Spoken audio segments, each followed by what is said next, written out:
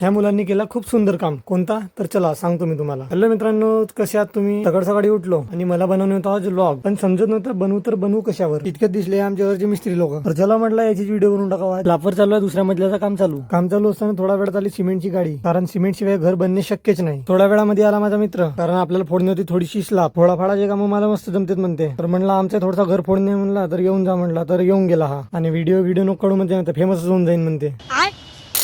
त्याच्यानंतर मी पण टाइमपास करत होतो, तर चला म्हटलं मी पण थोडा बहुत काम करू लागतो तुम्हाला. सायंकाळी आले 2 सबस्क्रायबर. भाऊ म्हणते अर्जुन येऊन आलो तुला भेटासाठी. असे कोणी भेटायला आले तर मनाला बहुत शांती वाटते. कोई बात नाही, चांगला झाला म्हटलं भेटायला आल्या तर. पण काहून तर माहित नाही, भाऊ म्हणते पाहायला लागतो माझी व्हिडिओ नको काढू म्हणते. हाय म्हणते बाबा माझी व्हिडिओ नको काढू म्हणते, मंदिराकडे पाहतो म्हणते, बहुत चांगला मंदिर आहे म्हणते तुमच्या गावचा म्हणते.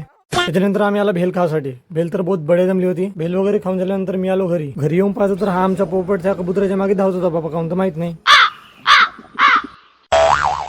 रात्री दुकानात जात होतो तेव्हा झोपडीमध्ये मला दिसला एक लाईट आणि 2-4 मुले. तिथे गेल्यावर माहित झाला की ह्या मुलांनी मांडला होता गणपती, आणि मूर्ती पण त्यांनी स्वतःच्या हाताने बनवलेली होती. ह्या मुलांनी हा सण खूप छान उत्साहात साजरा केला. ह्या मुलांसाठी आणि ह्या मुलांच्या कलाकृतीसाठी 1 लाईक तर पाहिजे. तर चला मित्रांनो, भेटूया नेक्स्ट ब्लॉग मध्ये.